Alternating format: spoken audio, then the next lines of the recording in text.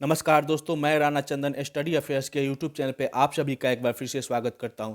दोस्तों, बिहार स्पेशल की जो सीरीज चल रही है, इसके तहत वर्तमान में हम लोग प्राचीन बिहार के इतिहास के महत्वपूर्ण टॉपिक्स को कवर कर रहे हैं। इसी क्रम में आज छठे क्लास में हम लोग महात्मा बुद्ध से संबंधित महत्वपूर्ण टॉपिक्स को कवर करेंगे। दोस्तों, महात्मा बुद्ध केवल बिहार के लिए ही नहीं बल्कि पूरे राष्ट्रीय एग्जाम में भी काफ़ी महत्वपूर्ण है और इसीलिए हम लोग इस टॉपिक को ना काफ़ी ब्रॉडली कवर करेंगे।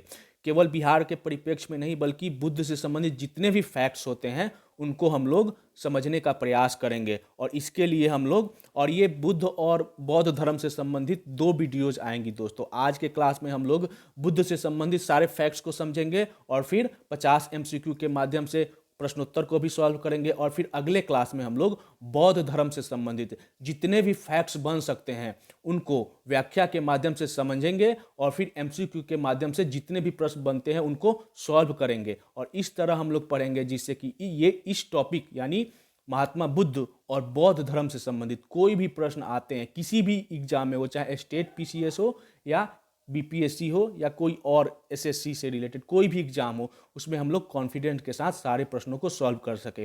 तो आज के क्लास में हम लोग केवल महात्मा बुद्ध के जीवन से संबंधित जितने भी प्रश्न बनते हैं उनको 50 MCQ के माध्यम से सॉल्व करेंगे और फिर व्याख्या के माध्यम से सारे फैक्ट्स को अच्छी तरह समझेंगे। ठीक है, तो आज के प्रश्नोत्तर की शुरुआत करते हैं और पहला प्रश्न लेते हैं। दोस्तों, पहला प्रश्न है, बौद्ध धर्म के संस्थापक थे। ऑप्शन है आपके सामने, महावीर, महात्मा बुद्ध, सुधोधन, मखली गोशाल। और पांचवा ऑप्शन है ई यानी उपरोक्त में से कोई नहीं या उपरोक्त में से एक से अधिक। तो इसका सही उत्तर है दोस्तों ऑप्शन बी यानी महात्मा बुद्ध। अब हम लोग व्याख्या के माध्यम से इनके बारे में कुछ जानकारी को एकत्र करेंगे। दोस्तों, मेरा जो व्याख्या है इसको आप लोग इत्मीनान से सुनिएगा, अगर संभव हो सके तो अपने कॉपी में भी राइट डाउन कर लीजिएगा, क्योंकि यहाँ से आपको ना एक इन्फॉर्मेशन मिलती है जिससे कि एग्जाम में भी प्रश्न बनते हैं और मैं आगे की भी प्रश्न भी यहीं से रेज करता हूं। तो आप लोग इसे इत्मीनान से सुनने का कोशिश करिएगा, आपको बहुत सारे फैक्ट्स याद हो जाएंगे और कहानी भी समझ में आएगी। बौद्ध धर्म के संस्थापक महात्मा बुद्ध थे। बुद्ध का जन्म शाक्यों की राजधानी कपिलवस्तु के समीप लुम्बिनी में 563 ईसा पूर्व में हुआ था। बुद्ध का अर्थ प्रकाशमान अथवा जागृत होता है। महात्मा बुद्ध के जो पिता थे उनका नाम था सुधोधन और वह कपिलवस्तु के जो शाक्य गण था उसके राजा थे। इनकी माता महादेवी थी और यह कोलिय गणराज की राजकुमारी थी। दोस्तों, आपने पिछले क्लास में पढ़ा होगा कि महाजनपद काल में एक बिहार के क्षेत्र में एक जो महाजनपद था वो था वज्जी संघ, जो कि 8 गणराज्यों का समूह था। उस वज्जी संघ में 8 गणराज थे। उन्हीं 8 गणराज्यों में से एक गणराज था कपिलवस्तु के शाक्य और दूसरा गणराज था रामग्राम के कोलिये। तो ये वज्जी संघ से ही ये दोनों, इनकी माता और पिता दोनों वज्जी संघ से संबंधित थे, इनका ताल्लुक था। और पिता का नाम था जो सुधोधन, वह कपिलवस्तु के शाक्य गणराज के थे और माता रामग्राम की कोलिये गणराज से थी। ठीक है, आगे हम लोग पढ़ेंगे कि फिर इन्होंने मल्लों के पास कैसे, मल्ल जो एक और जो महाजनपद था मल्ल, वहाँ पे इनकी कहानी, फिर हम लोग मल्ल गणराज में 2 स्वतंत्र गणराज्य थे उनकी भी चर्चा करेंगे। तो अब आप यहाँ पे आप नोट कर लीजिए कि महात्मा बुद्ध का जन्म 563 ईसा पूर्व में कहाँ हुआ था? शाक्यों की राजधानी कपिलवस्तु के समीप लुम्बिनी में। और इनके पिता का नाम सुधोधन था जो कि कपिलवस्तु के शाक्यगण के राजा थे और माता महामाया देवी थी जो कि कोलिय गणराज की राजकुमारी थी। ठीक है, आगे बढ़ते हैं, अगला प्रश्न लेते हैं। महात्मा बुद्ध के संबंध में निम्नलिखित में से कौन सा विकल्प सही है? ऑप्शन है आपके सामने, बौद्ध धर्म के संस्थापक महात्मा बुद्ध थे। बुद्ध का अर्थ प्रकाशमान अथवा जागृत होता है। उनके पिता यानी महात्मा बुद्ध के पिता सुधोधन कपिलवस्तु के शाक्य गण के राजा थे। माता महादेवी अथवा महामाया कोलिय गणराज की राजकुमारी थी। और पांचवा ऑप्शन है उपरोक्त में से कोई नहीं, उपरोक्त में से एक से अधिक। तो ये सारे ही विकल्प सही है, इसलिए इसका उत्तर होगा ऑप्शन ई। अगला प्रश्न लेते हैं, तीसरा प्रश्न। गौतम बुद्ध का जन्म कब हुआ था? ऑप्शन है आपके सामने, 563 ईसा पूर्व में, 483 ईसा पूर्व में, 540 ईसा पूर्व में, 568 ईसा पूर्व में, उपरोक्त में से कोई नहीं, उपरोक्त में से एक से अधिक। तो इसका सही उत्तर हो जाएगा, पहले प्रश्न के व्याख्या में हम लोगों ने इसकी चर्चा कर ली है और इसका सही उत्तर है दोस्तों 563 ईसा पूर्व में गौतम बुद्ध का जन्म हुआ था। आगे बढ़ते हैं, अगला प्रश्न लेते हैं। गौतम बुद्ध की माँ किस वंश से संबंधित थी? ऑप्शन है आपके सामने, शाक्य वंश से, माया वंश से, लिच्छवी वंश से, कोलीय वंश से। पांचवा ऑप्शन है ई, उपरोक्त में से कोई नहीं या उपरोक्त में से एक से अधिक। तो इसका सही उत्तर हो जाएगा दोस्तों, उनकी माँ जो महामाया देवी थी वह कोलीय वंश से संबंधित थी, कोलीय गणराज की राजकुमारी थी। ठीक है, आगे बढ़ते हैं, अगला प्रश्न लेते हैं। गौतम बुद्ध के पिता किस वंश से संबंधित थे? तो ऑप्शन, सबसे पहले तो हम लोग याद करेंगे गौतम बुद्ध के पिता सुधोधन थे। अब वो किस वंश से संबंधित है? ऑप्शन है आपके सामने, शाक्य वंश से, माया वंश से, लिच्छवी वंश से, कोलीय वंश से। तो कोलीय वंश से उनकी माता थी, तो और उनके पिता जो थे शाक्य वंश के थे। तो इसका सही उत्तर हो जाएगा दोस्तों ऑप्शन ए यानी शाक्य वंश। नेक्स्ट क्वेश्चन, निम्नलिखित में से किस राजवंश के अभिलेख से इस परंपरा का समर्थन होता है कि लुम्बिनी शाक्य मुनि बुद्ध का जन्म स्थान था? ऑप्शन है आपके सामने, मौर्य वंश के अभिलेख से, शुंग वंश के अभिलेख से, सातवाहन वंश के अभिलेख से, कुषाण वंश के अभिलेख से, और पांचवा ऑप्शन है ई। तो इसका सही उत्तर है दोस्तों ऑप्शन ए यानी मौर्य वंश के अभिलेख से। यह इस बात को समर्थन मिलता है कि जो लुम्बिनी है वह शाक्य मुनि बुद्ध का जन्म स्थान है। चूंकि शाक्य वंश से शाक्य गणराज के वे राजकुमार थे, शाक्य गण के जो राजा थे उनके ये पुत्र थे, इसलिए इन्हें शाक्य मुनि भी कहा जाता है। अब हम लोग एक बार व्याख्या में देखते हैं। मौर्य वंश के शासक अशोक के रुम्मिनदेई अभिलेख से सूचना मिलता है कि शाक्य मुनि बुद्ध, ये बुद्ध के लिए ही कहा जाता है, बुद्ध का जन्म लुम्बिनी में हुआ था। इस अभिलेख के अनुसार अशोक अपने राज्याभिषेक के 20 वर्ष बाद यहाँ आया था। माने कहाँ? लुम्बिनी। तो एक क्वेश्चन आपको यहाँ से मिल जाता है कि अशोक अपने राज्याभिषेक के कितने वर्षों के बाद लुम्बिनी पहुँचा? तो 20 वर्ष बाद लुम्बिनी आया था। उसने उस स्थान की पूजा की थी जहाँ शाक्य मुनि बुद्ध का जन्म हुआ था। साथ ही इस अभिलेख में लुम्बिनी के बुद्ध का जन्म स्थल होने के कारण इसे कर छूट प्रदान करने की घोषणा का भी उल्लेख मिलता है।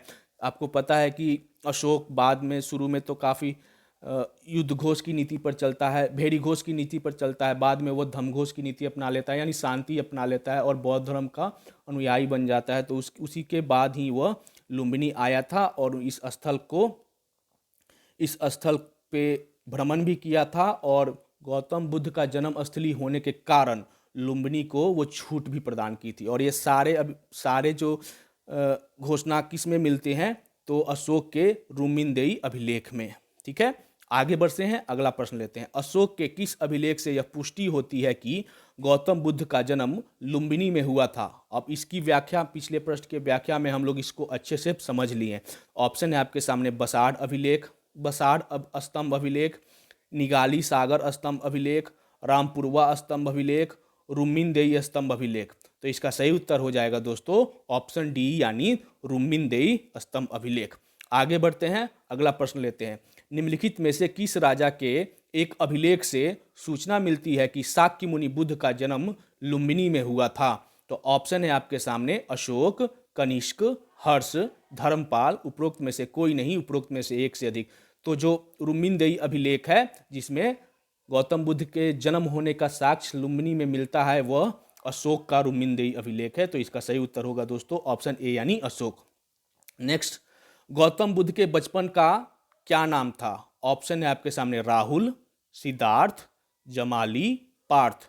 तो इसका सही उत्तर हो जाएगा दोस्तों ऑप्शन बी यानी सिद्धार्थ। गौतम बुद्ध के जन्म का नाम सिद्धार्थ था। अब हम लोग एक बार व्याख्या में इसको देख लेते हैं। गौतम बुद्ध के बचपन का नाम सिद्धार्थ था तथा इन्हें शाक्य मुनि, अब शाक्य मुनि क्यों कहा जाता था? तो शाक्य कुल में जन्म लेने के कारण इन्हें शाक्य मुनि भी कहा जाता था। तथागत क्यों कहा जाता था? सत्य है ज्ञान जिसका, इनका ज्ञान सत्य पर आधारित था, इन नामों से भी जाना जाता था। इनके बचपन का नाम सिद्धार्थ था, लेकिन इन्हें शाक्य मुनि, तथागत, इन आदि नामों से भी जाना जाता था। इनके जन्म के 7वें दिन इनकी माता जो थी महामाया देवी, इनकी मृत्यु हो जाती है, जिसके पश्चात इनका जो लालन पालन है इनकी मौसी प्रजापति गौतमी ने किया। 7वें दिन इनकी माता महादेवी की मृत्यु हो जाती है, जिसके बाद मौसी ने ही इनका लालन पालन किया और मौसी का नाम था प्रजापति गौतमी। 16 वर्ष की अवस्था में सिद्धार्थ का विवाह शाक्य कुल की कन्या से यशोधरा से हो जाता है। दोस्तों, शाक्य कुल में एक परंपरा था कि यहाँ अपने कुल में ही विवाह होता था, तो इनका विवाह शाक्य कुल की कन्या से हो जाता है और सिद्धार्थ से यशोधरा को एक पुत्र हुआ जिसका नाम राहुल था। ठीक है, इन सारे फैक्ट्स को आप लोग नोट कर लीजिएगा और आगे बढ़ते हैं। अगला प्रश्न लेते हैं। गौतम बुद्ध के जन्म के कितने दिनों बाद इनकी माता महामाया देवी की मृत्यु हो गई थी? ऑप्शन है आपके सामने। जन्म के 10वें दिन, जन्म के 7वें दिन, कितने दिनों बाद? तो जन्म के 10वें दिन के बाद, जन्म के 7वें दिन के बाद, जन्म के 30वें दिन के बाद, जन्म के 15वें दिन के बाद। और 5वां ऑप्शन है ई, उपरोक्त में से कोई नहीं या उपरोक्त में से एक से अधिक। तो पिछले प्रश्न के व्याख्या में हम लोग इसकी चर्चा कर लिए हैं और इसका सही उत्तर होगा दोस्तों ऑप्शन सी, यानी ऑप्शन बी सही उत्तर है। जन्म के 7वें दिन के बाद इनकी माता महामाया की मृत्यु हो गई, जिनके बाद इनकी मौसी प्रजापति गौतमी ने इनका लालन पालन किया। नेक्स्ट क्वेश्चन, आज का 11वां प्रश्न। गौतम बुद्ध का लालन पालन किसने किया था? ऑप्शन है आपके सामने। महामाया देवी ने, प्रजापति गौतमी ने, अन्नोजा ने, यशोदा ने। तो इसका सही उत्तर है दोस्तों ऑप्शन बी, यानी प्रजापति गौतमी ने महात्मा गौतम बुद्ध का लालन पालन किया था। आगे बढ़ते हैं, अगला प्रश्न लेते हैं। गौतम बुद्ध के संबंध में निम्नलिखित में से कौन सा कथन सत्य है? ऑप्शन है आपके सामने। 16 वर्ष की अवस्था में गौतम बुद्ध, जिनके बचपन का नाम सिद्धार्थ था, उनका विवाह कर दिया जाता है। उनका विवाह शाक्य कुल की कन्या यशोधरा से हुआ था। गौतम बुद्ध तथा यशोधरा को एक पुत्र था जिसका नाम राहुल था। ऑप्शन डी है, उपरोक्त सभी विकल्प सही है। और 5वां ऑप्शन है उपरोक्त में से कोई नहीं, उपरोक्त में से एक से अधिक। तो इसका ऊपर के तीनों ही विकल्प सही है, इसलिए इसका सही उत्तर हो जाएगा ऑप्शन डी, यानी उपरोक्त सभी विकल्प। यहाँ पे ई नहीं होगा दोस्तों, यहाँ पे डी हम लोग मान लेते हैं क्योंकि तीनों ही उत्तर सही है।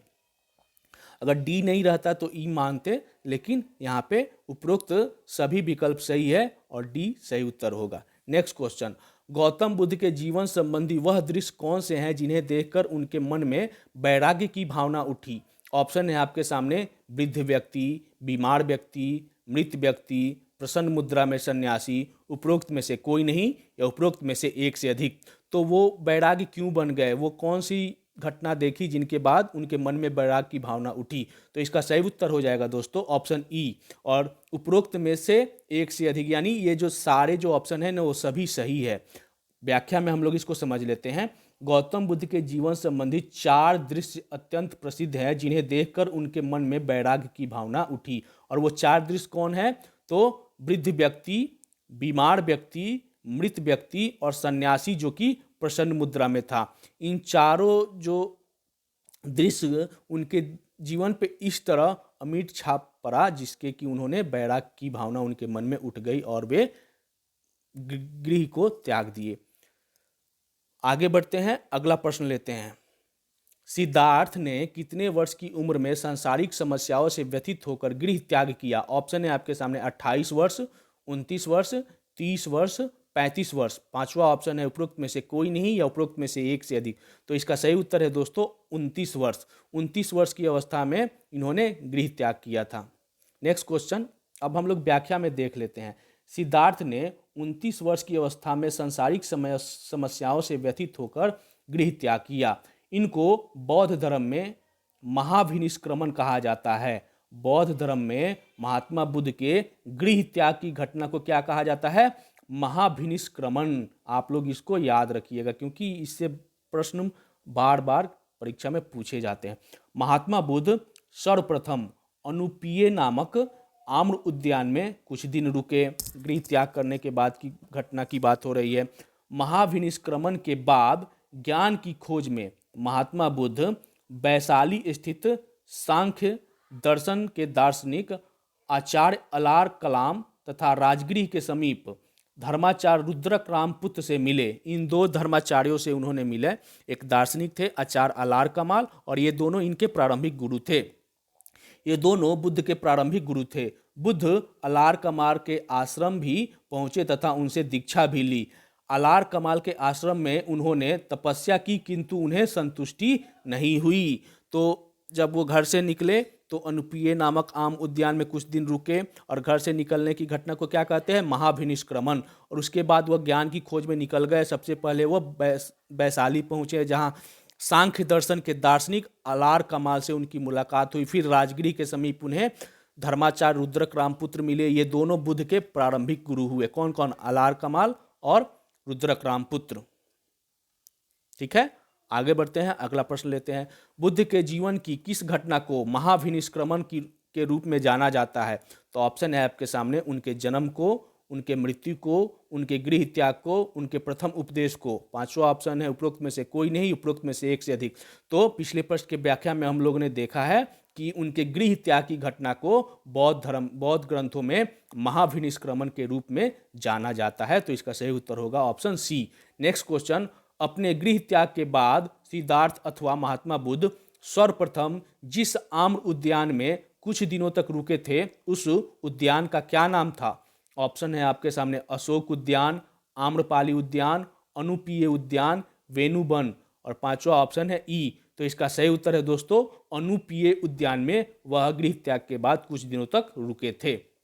नेक्स्ट क्वेश्चन, अलार कलाम कौन थे? बुद्ध के एक शिष्य, एक प्रतिष्ठित बौद्ध भिक्षु, बुद्धकालीन एक शासक, बुद्ध के एक गुरु। और पांचवा ऑप्शन है ई, उपरोक्त में से कोई नहीं, उपरोक्त में से एक से अधिक। तो पिछले प्रश्न के व्याख्या में हम लोगों ने पढ़ा है कि अलार कलाम बुद्ध के एक गुरु थे, और उनके एक और गुरु थे रुद्रक रामपुत्र। ये दोनों बुद्ध के प्रारंभिक गुरु थे। आगे बढ़ते हैं, सांख्य दर्शन के आचार्य अलार कलाम से महात्मा बुद्ध की मुलाकात कहाँ हुई थी? ऑप्शन है आपके सामने, राजगृह में, सारनाथ में, वैशाली में, कुशीनगर में। उपरोक्त में से कोई नहीं, उपरोक्त में से एक से अधिक। तो इसका सही उत्तर है दोस्तों अलार कलाम से महात्मा बुद्ध की मुलाकात वैशाली में हुई थी, और पिछले प्रश्न के व्याख्या में हम लोगों ने इसको पढ़ा भी है। धर्माचार्य गुरु रुद्रक रामपुत्र से महात्मा बुद्ध की मुलाकात कहाँ हुई थी? राजगृह में, सारनाथ में, वैशाली में, कुशीनगर में। और ई ऑप्शन है पांचवा। तो इसका सही उत्तर हो जाएगा दोस्तों रुद्रक रामपुत्र से महात्मा बुद्ध की मुलाकात राजगृह में हुई थी, और ये रुद्रक रामपुत्र धर्माचार्य थे, और अलार कलाम से उनकी मुलाकात वैशाली में हुई थी। ठीक है, घर से निकले और एक अनुपीय नामक उद्यान में कुछ दिन ठहरे थे, फिर वैशाली पहुंचे। ज्ञान की खोज में वैशाली में उनकी मुलाकात अलार कलाम से हुई, और फिर वह राजगीर में रुद्रक रामपुत्र से मिले। ठीक है, आगे बढ़ते अगला प्रश्न लेते। महात्मा बुद्ध के प्रारंभिक गुरु थे अलार कलाम, रुद्रक रामपुत्र, ए और बी दोनों, सुबद्ध। और पांचवा ऑप्शन है उपरोक्त में से कोई नहीं, उपरोक्त में से एक से अधिक। तो इसका सही उत्तर हो जाएगा दोस्तों ऑप्शन सी, यानी अलार कलाम और रुद्रक रामपुत्र दोनों ही महात्मा बुद्ध के प्रारंभिक गुरु थे। ठीक है, महात्मा बुद्ध को ज्ञान प्राप्त हुआ था बोध गया में, कुशीनगर में, सारनाथ में, पावापुरी में। और पांचवा ऑप्शन है ई। तो महात्मा बुद्ध को कहाँ ज्ञान प्राप्त हुआ था? ऑप्शन ए यानी बोध गया में। अब हम लोग व्याख्या के माध्यम से इसको समझने की कोशिश करेंगे। 6 वर्ष तक अथक परिश्रम एवं घोर तपस्या के बाद 29 वर्ष की आयु में 35 वर्ष की आयु में अब 29 वर्ष से गृह त्याग किए थे, और 6 वर्ष तक भटकने और घोर तपस्या करने के बाद उन्हें 35 वर्ष की आयु में बिहार के उरुवेला, जिसे बोध गया का पुराना नाम था उरुवेला, बौद्ध ग्रंथों में उरुवेला ही नाम आपको मिलेगा, में बैसाख पूर्णिमा की एक रात पीपल वृक्ष के नीचे, कौन से वृक्ष? पीपल वृक्ष के नीचे निरंजना नदी के तट पर, आधुनिक इसे फल्गु नदी कहा जाता है, आधुनिक का जो फल्गु नदी है वो समय निरंजना नदी के नाम से जाना जाता था, के तट पर सिद्धार्थ को ज्ञान प्राप्त हुआ।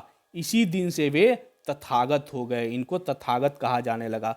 ज्ञान की प्राप्ति के बाद गौतम बुद्ध के नाम से प्रसिद्ध हो गए। जब गौतम जो थे वो जिस दिन उनको ज्ञान प्राप्ति हुआ उसी दिन से इनको बुद्ध कहा जाने लगा। उसी दिन वे तथागत भी हो गए और ज्ञान प्राप्ति के बाद इनको गौतम को यानी सिद्धार्थ को बुद्ध कहा जाने लगा, और या गौतम बुद्ध या महात्मा बुद्ध से ये जाने जाने लगे।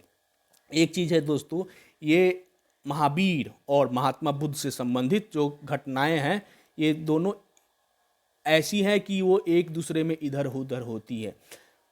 किनको कहाँ पे, किस नदी के तट पे, कौन से जगह पे ज्ञान प्राप्त हुआ, इसमें आदमी हमेशा कंफ्यूज हो जाता है। मैं आपको एक वर्ड देता हूँ, GNP, आप ये नोट डाउन कर लीजिएगा।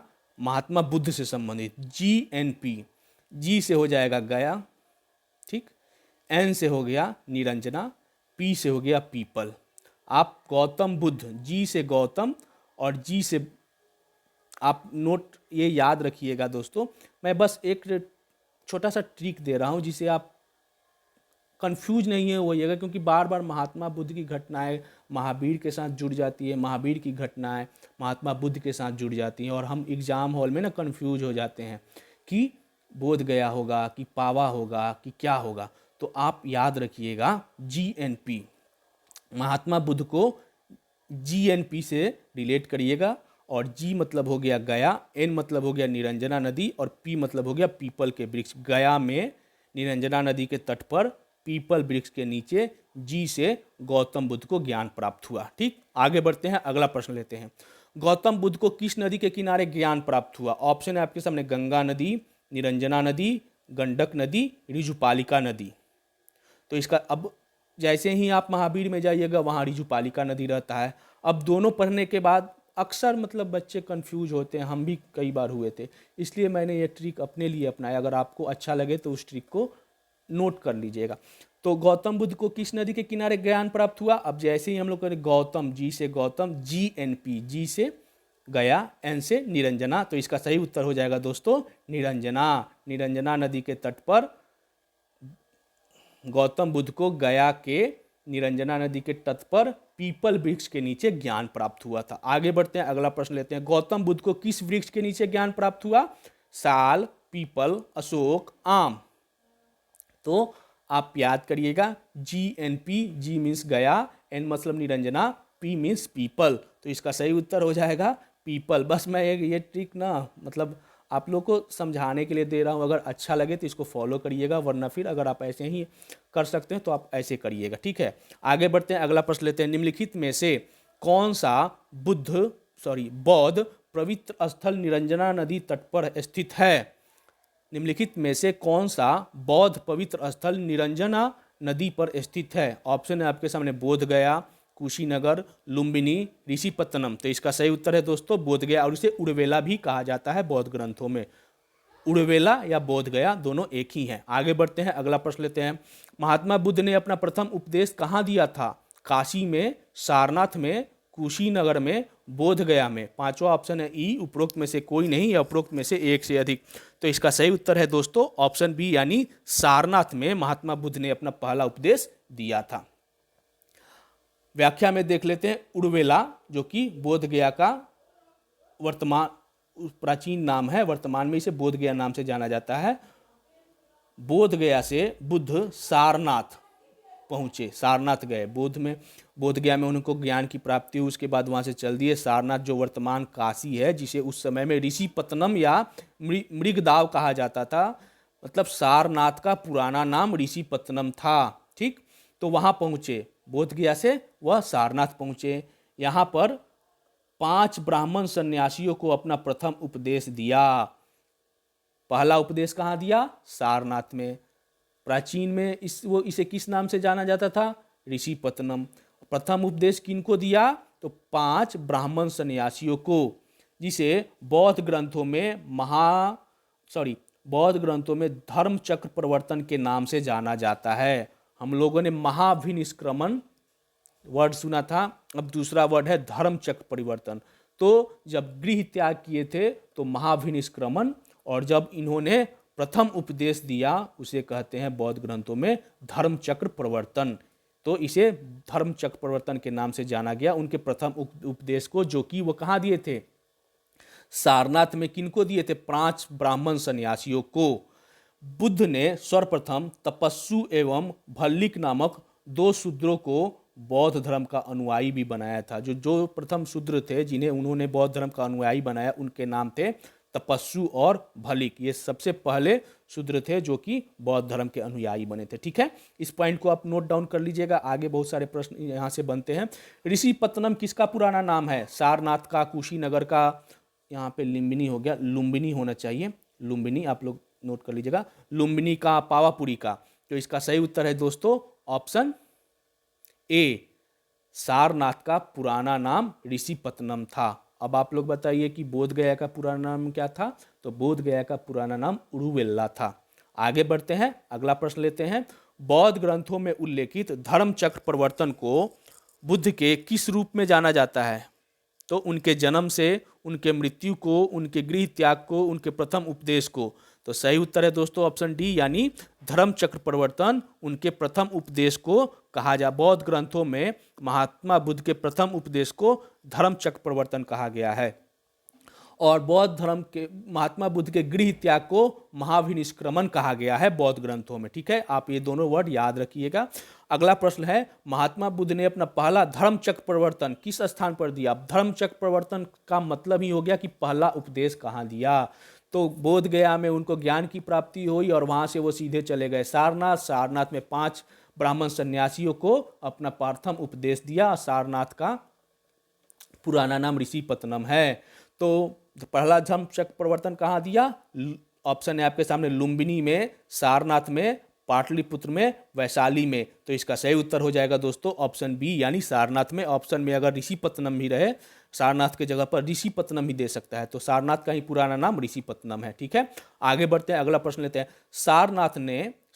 सारनाथ में महात्मा बुद्ध ने अपना पहला उपदेश किनको दिया? क्वेश्चन ये भी हो सकता है कि सारनाथ में महात्मा बुद्ध ने अपना प्रथम धर्म चक्र प्रवर्तन किसको दिया? ऑप्शन है आपके सामने, 5 ब्राह्मण सन्यासियों को, 5 शूद्रों को, 10 ब्राह्मण सन्यासियों को, 10 शूद्रों को, उपरोक्त में से कोई नहीं, उपरोक्त में से एक से अधिक। तो इसका सही उत्तर है दोस्तों ऑप्शन ए, यानी 5 ब्राह्मण सन्यासियों को महात्मा बुद्ध ने सारनाथ में अपना प्रथम उपदेश दिया, जिसे बौद्ध ग्रंथों में धर्म चक्र प्रवर्तन के नाम से जाना जाता है। अगला प्रश्न लेते हैं, सारनाथ के बाद महात्मा बुद्ध कहाँ गए? ऑप्शन है आपके सामने, वैशाली, राजगृह, श्रावस्ती, गया। और पांचवा ऑप्शन है उपरोक्त में से कोई नहीं, उपरोक्त में से एक से अधिक।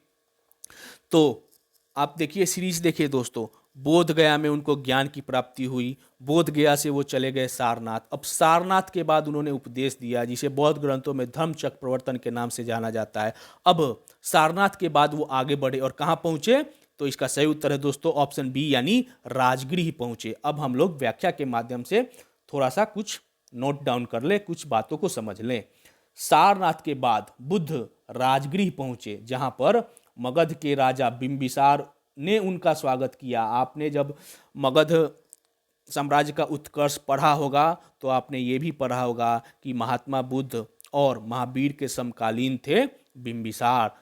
तो समकालीन थे तभी तो उन्होंने राजगीर पहुंचने में, क्योंकि उस समय मगध साम्राज्य की राजधानी कहाँ थी? मगध महाजनपद की राजधानी राजगृह थी। तो उन्होंने अपनी राजधानी में उनका स्वागत किया और उनके लिए वेणुवन नामक महाविहार बनवा कर उन्हें दान दिए। उनके रहने के लिए एक वन बनवाया और उनको दान में दे दिया। किसने? बिंबिसार ने महात्मा बुद्ध को। आगे बढ़ते हैं, राजगृह में ही सारिपुत्र, महामोगदलायन, उपाली, उभय आदि इनके शिष्य बने। राजगीर में ये लोग उनके शिष्य बनते हैं। राजगीर में ही बुद्ध ने ज्ञान प्राप्ति के बाद अपने द्वितीय, तृतीय तथा चतुर्थ वर्षा काल व्यतीत किया था, जबकि उन्होंने अपने जीवन का अंतिम वर्षा ऋतु वैशाली में बिताई थी। क्वेश्चन आता है, महात्मा बुद्ध ने अपनी अंतिम वर्षा ऋतु कहाँ बिताई थी? तो वैशाली में। द्वितीय, तृतीय और चतुर्थ वर्षा काल कहाँ बिताया? राजगीर में। बोध गया में ज्ञान की प्राप्ति हुई, उसके बाद सारनाथ गए, सारनाथ के बाद राजगीर पहुंचे। आगे बढ़ते हैं, अगला प्रश्न लेते हैं। आज का 31वां प्रश्न, मगध के किस राजा ने महात्मा बुद्ध का स्वागत राजगृह में किया था? ऑप्शन है आपके सामने और इसकी उत्तर हम लोग पिछले प्रश्न के व्याख्या में पढ़ लिए हैं। तो ऑप्शन है अजातशत्रु, उदयन, बिंबिसार, चंद्रगुप्त मौर्य। पांचवा ऑप्शन है ई। अब ई ऑप्शन का मतलब ही होता है उपरोक्त में से कोई नहीं या उपरोक्त में से एक से अधिक। तो कभी कभी हम केवल ई बोल देंगे तो आप लोग समझ जाइएगा कि ये पांचवा ऑप्शन क्या कह रहा है। तो इसका सही उत्तर है दोस्तों ऑप्शन सी यानी बिंबिसार। मगध में महात्मा बुद्ध का स्वागत राजगीर में बिंबिसार ने किया था। मगध की राजधानी राजगीर ही थी। आगे बढ़ते हैं, अगला प्रश्न लेते हैं। ज्ञान प्राप्ति के बाद महात्मा बुद्ध ने अपना दूसरा, तीसरा और चतुर्थ वर्षाकाल कहाँ व्यतीत किया था? ऑप्शन है आपके सामने राजगृह में, वैशाली में, श्रावस्ती में, कुशीनगर में, या पांचवा ऑप्शन है ई। तो इसका सही उत्तर हो जाएगा दोस्तों ऑप्शन ए यानी राजगृह में महात्मा बुद्ध ने अपना दूसरा, तीसरा और चौथा वर्षा काल व्यतीत किया था, वर्षा ऋतु व्यतीत किया था। अपने जीवन का अंतिम वर्षा ऋतु कहाँ व्यतीत किए थे? तो वैशाली में। आगे बढ़ते हैं, अगला प्रश्न लेते हैं। महात्मा बुद्ध ने अपने जीवन की अंतिम वर्षा ऋतु कहाँ बिताई थी? ऑप्शन है आपके सामने श्रावस्ती में, वैशाली में, कुशीनगर में, राजगृह में, और पांचवा ऑप्शन है ई। तो इसका सही उत्तर आप लोग को पता है, सही उत्तर है ऑप्शन बी यानी वैशाली में। आगे बढ़ते हैं, अगला प्रश्न लेते हैं। राजगृह के बाद महात्मा बुद्ध कहाँ गए जहां पर उन्हें कुटाग्रशाला नामक बिहार दान में प्राप्त हुआ, दान में मिला?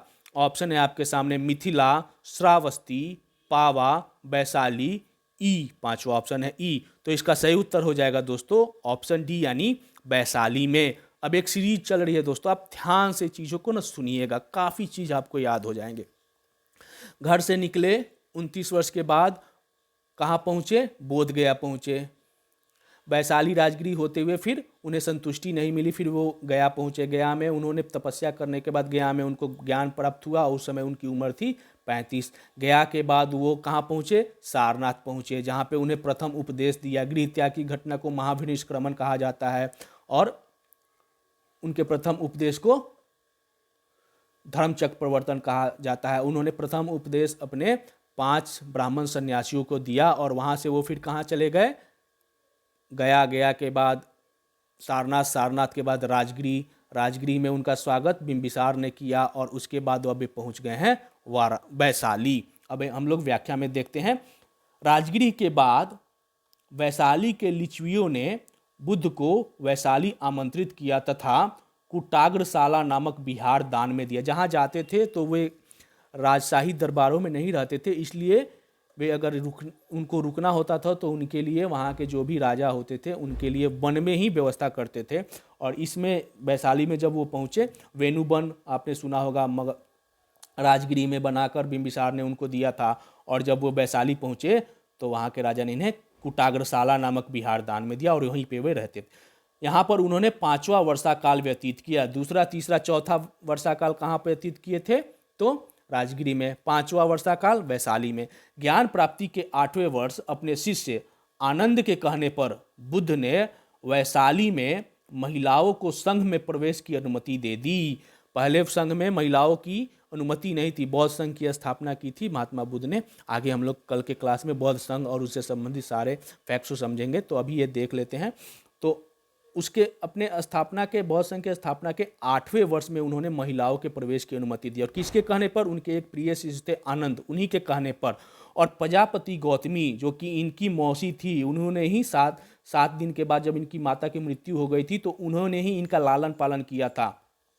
तो प्रजापति गौतमी बौद्ध संघ में शामिल होने वाली प्रथम भिक्षुणी थी। यह प्रथम भिक्षुणी बनी थी, उन्होंने अपने मौसी को ही प्रथम सदस्यता दी थी बौद्ध संघ में। अब इसको आप नोट डाउन कर लीजिएगा, या तो बुक में, या तो कॉपी में, या फिर अपने माइंड में। आगे बढ़ते हैं, अगला प्रश्न लेते हैं। महात्मा बुद्ध ने अपना 5वां वर्षा काल कहाँ व्यतीत किया? वैशाली में, राजगृह में, श्रावस्ती में, सारनाथ में, या पांचवा ऑप्शन है ई। तो इसका सही उत्तर हो जाएगा दोस्तों ऑप्शन ए यानी वैशाली में इन्होंने अपना 5वां वर्षा काल व्यतीत किया। दूसरा, तीसरा, चौथा राजगीर में, 5वां वैशाली में और अंतिम भी वैशाली में। आगे बढ़ते हैं। किसके कहने पर महात्मा बुद्ध ने महिलाओं को संघ में प्रवेश की अनुमति दी? ऑप्शन है आपके सामने अपने शिष्य उपाली के कहने पर, अपने शिष्य सारीपुत के कहने पर, अपने चचेरे भाई देवदत्त के कहने पर या अपने शिष्य आनंद के कहने पर। पांचवा ऑप्शन है ई। तो पिछले प्रश्न के व्याख्या में हम लोगों ने इसका उत्तर पढ़ लिया था और इसका सही उत्तर है दोस्तों ऑप्शन डी, अपने शिष्य आनंद के कहने पर। नेक्स्ट क्वेश्चन, बौद्ध संघ में प्रवेश करने वाली प्रथम बौद्ध भिक्षुणी कौन थी? आम्रपाली, प्रजापति गौतमी, यशोधरा, अनोजा प्रियदर्शी। तो इसका सही उत्तर है दोस्तों ऑप्शन बी यानी प्रजापति गौतमी, जो कि इनकी मौसी थी, वह बौद्ध भिक्षुणी बनने वाली प्रथम महिला थी। अगला प्रश्न, बौद्ध संघ में भिक्षुणी के रूप में स्त्रियों के प्रवेश की अनुमति बुद्ध द्वारा दी गई थी। कहाँ पे दी गई थी? श्रावस्ती में, वैशाली में, राजगिरी में, कुशीनगर में। और पांचवा ऑप्शन है ई।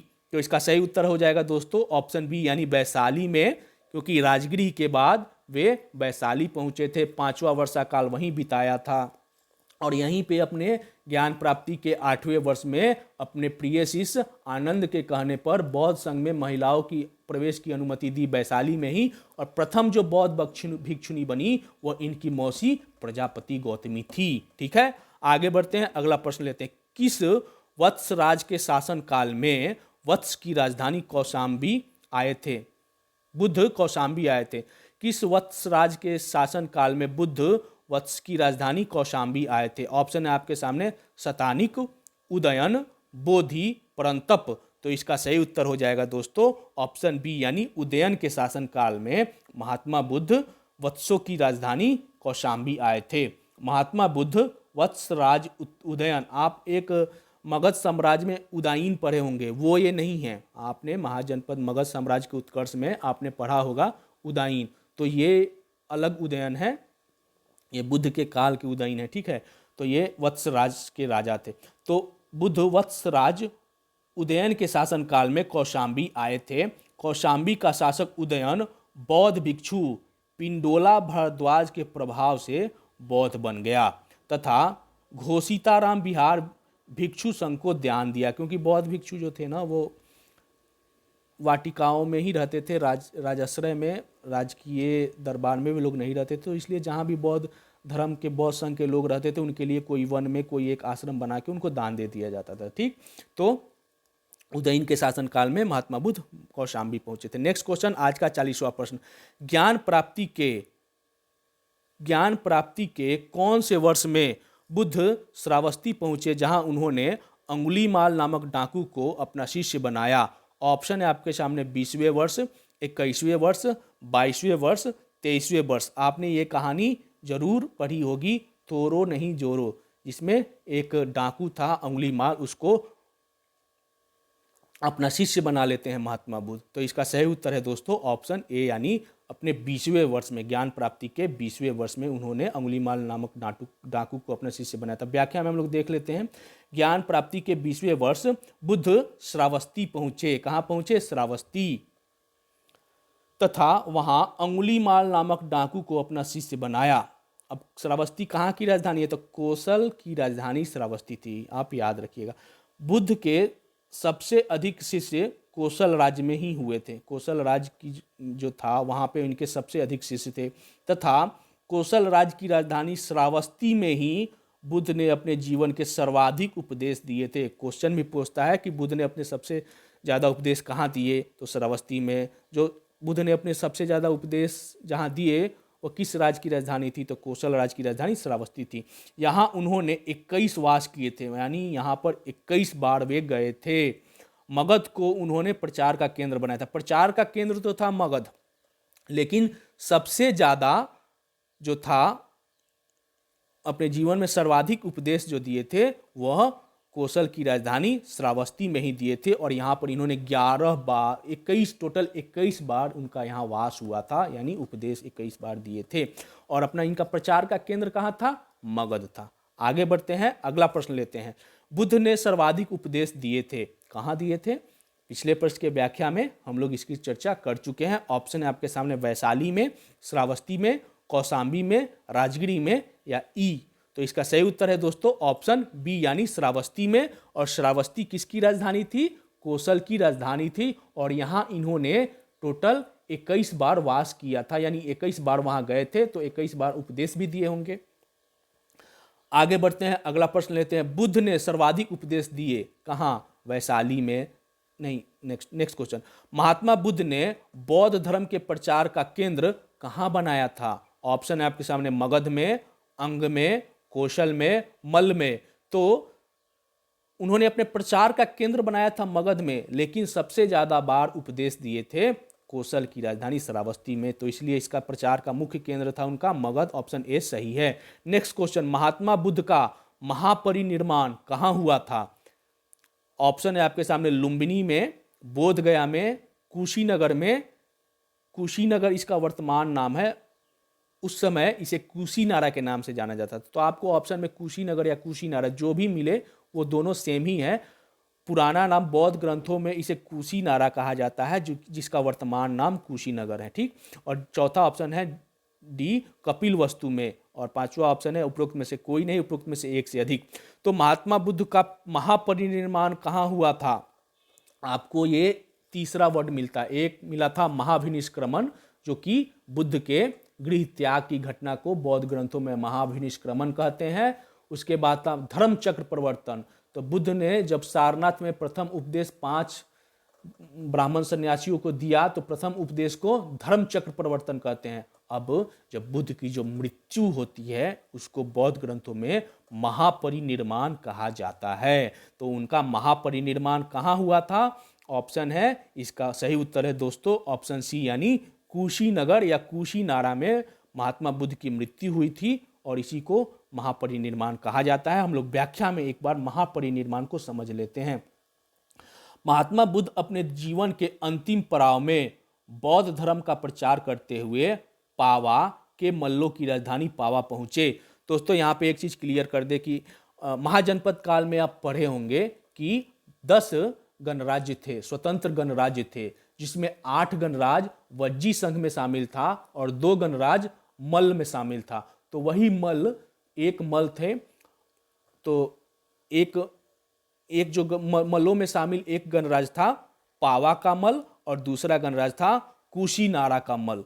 और इन दोनों की राजधानियों में अंतिम पड़ाव में, जीवन के अंतिम पड़ाव में मल्लों की जो दो राजधानियां थी, पावा और कुशीनारा, यहाँ दोनों जगह गए थे अंतिम पड़ाव में महात्मा बुद्ध। अब ठीक है, तो महात्मा बुद्ध अपने जीवन के अंतिम पड़ाव में बौद्ध धर्म का प्रचार करते हुए पावा के मल्लों की राजधानी पावा पहुंचे, जहां वे हिरण्यवती नदी के तट पर अपने शिष्य चुंद नामक लुहार की आम्र वाटिका में सुकर माधव भोज्य पदार्थ खाई। ये जब भी ठहरते थे तो वन में ही ठहरते थे। तो कौन से वन में ठहरे थे?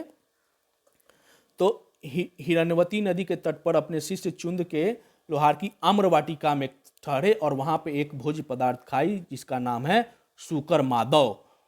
और उसके खाने के बाद ना इन्हें अतिसार रोग से पीड़ित हो गए और जिसके बाद इन्हें भयानक पीड़ा भी उत्पन्न हुई।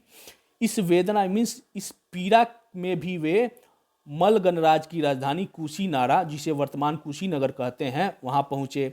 पावा से वो अपने जो एक शिष्य थे चुंद, जो कि एक लुहार थे, उनके यहाँ एक भोज्य पदार्थ खाए जिसका नाम था सुकर मावा। उसके बाद उनके पेट में पीड़ा भी हुई, जो अतिसार रोग जिसे कहा जाता था, इसके कारण उनके पीड़ा हुई। लेकिन पीड़ा के दौरान ही वे वहां से चल दिए, कहाँ? पावा से पहुंच गए कुशीनगर या कुशीनारा।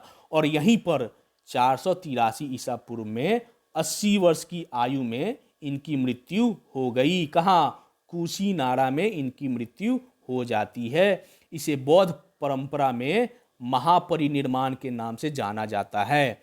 मृत्यु के पूर्व कुशीनारा के परिवारजक यानी सुबध को उन्होंने अपना अंतिम उपदेश दिया था। मृत्यु से पहले भी उन्होंने एक उपदेश दिया।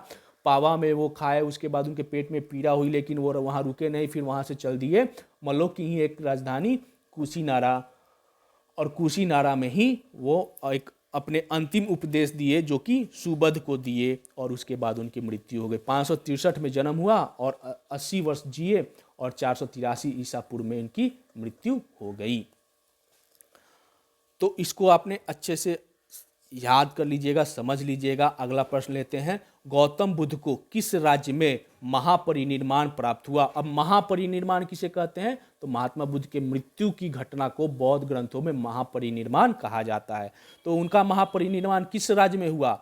ऑप्शन है आपके सामने, मगध में, वत्स में, मल्ल में, अंग में। तो इसका सही उत्तर है दोस्तों मल्ल राज्य में उनको महापरिनिर्वाण हुआ। मल्लों की राजधानी कुशीनारा या कुशीनगर में। कुशीनारा ही वर्तमान नाम, कुशीनारा का ही वर्तमान नाम कुशीनगर है। ठीक है। गौतम बुद्ध द्वारा अपने धर्म में दीक्षित किया जाने वाला अंतिम व्यक्ति निम्नलिखित में से कौन था? ऑप्शन है आपके सामने आनंद, सारिपुत्र, चुंद, सुबद्ध और पांचवा ऑप्शन है ई। तो इसका सही उत्तर है दोस्तों ऑप्शन डी यानी सुबद्ध को उन्होंने अंतिम बार उपदेश दिया था और बौद्ध धर्म की दीक्षा भी उन्होंने सुबद्ध को ही दी थी। चुंद के पास वो ठहरे थे पावा में, वहाँ शुक्र मद्दाव भोज्य पदार्थ खाया, उनको पेट में पीड़ा हुई, लेकिन वहीं पीड़ा के दौरान ही वह पावा से चले आए कुशीनारा और वहाँ पे सुबद्ध को अंतिम उपदेश दिया, जिसके बाद उनकी मृत्यु हो गई। नेक्स्ट क्वेश्चन, गौतम बुद्ध ने अपना अंतिम उपदेश कहाँ दिया था? कुशीनारा में, वैशाली में, लुम्बिनी में, राजगृह में। तो इसका सही उत्तर है दोस्तों ऑप्शन ए यानी कुशीनारा में गौतम बुद्ध ने अपना अंतिम उपदेश सुबद्ध को दिया था। गौतम बुद्ध ने अपना अंतिम उपदेश दिया था किसे? आनंद को, सारिपुत्र को, चुंद को, सुबद्ध को। तो ये सारे प्रश्न एक ही हैं दोस्तों, तो इसका सही उत्तर हो जाएगा दोस्तों सुबद्ध को। आपने ये भी क्वेश्चन देखा होगा 45 नंबर, गौतम बुद्ध द्वारा अपने धर्म में दीक्षित किया जाने वाला अंतिम व्यक्ति कौन था? तो सुबद्ध ही था और अंतिम उपदेश उसी सुबद्ध को उन्होंने दिया था। ठीक है। अगला प्रश्न, महापरिनिर्वाण के बाद बुद्ध के अस्थि अवशेष से कितने जगहों पर स्तूप बनाए गए थे? उनके जो अस्थि अवशेष है उन्हें कई जगहों पर स्तूप बनाए गए थे। तो कितने जगह थे? 1, 3, 4, 8। उपरोक्त में से कोई नहीं, उपरोक्त में से एक से अधिक। तो इसका सही उत्तर है दोस्तों ऑप्शन डी यानी 8 जगहों पर स्तूप बनाए गए थे उनके अस्थि अवशेष से। महापरिनिर्वाण के बाद बुद्ध के अस्थि अवशेष को 8 जगह, कौन कौन? मगध, वैशाली, कपिलवस्तु, अलकप, रामग्राम, पावा, कुशीनारा और बेथा द्वीप भेज दिया गया। इन्हीं 8 क्षेत्रों में स्तूप बनाए गए थे। ठीक है। आगे बढ़ते हैं, अगला प्रश्न लेते हैं। सूची 1 को सूची 2 से सुमिलित कीजिए तथा सूचियों के नीचे दिए गए कूट से सही उत्तर का चयन करिए। एक तरफ चिन्ह है, बौद्ध धर्म में, बौद्ध ग्रंथों में बुद्ध से संबंधित कुछ चिन्ह दिए गए हैं और उनको प्रतीक भी माना गया। दूसरी तरफ उसका अर्थ समझाया गया। तो आपको इसका मिलान करना है।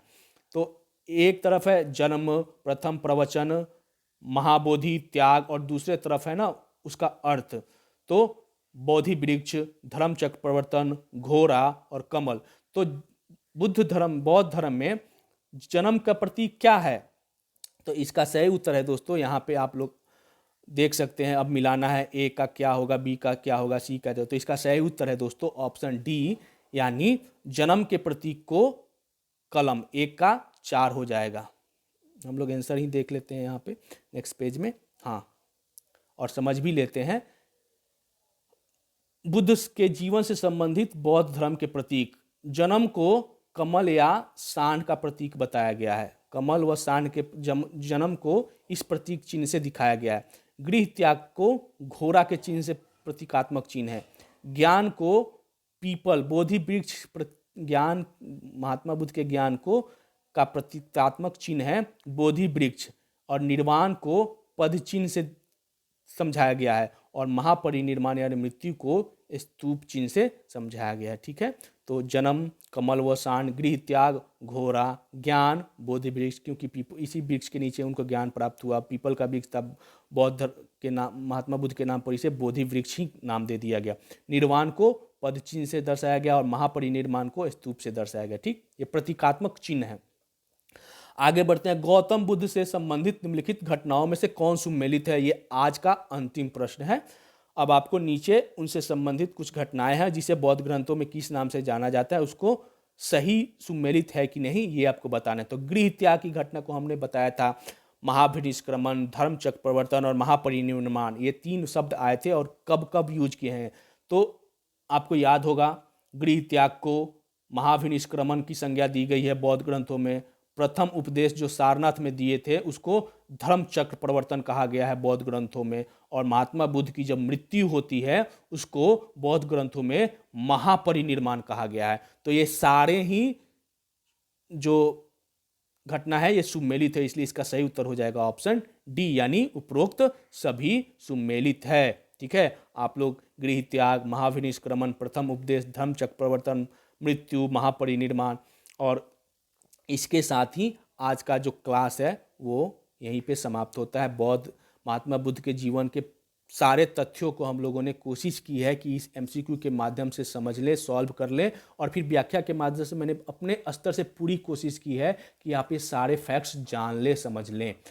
आगे के क्लास में हम लोग महात्मा बुद्ध द्वारा स्थापित बौद्ध धर्म को समझेंगे, उनके उपदेशों को समझेंगे, बौद्ध संगतियाँ जो हुई उनको समझेंगे, बौद्ध ग्रंथों में क्या क्या वो निकलता है, त्रिरत्न क्या है।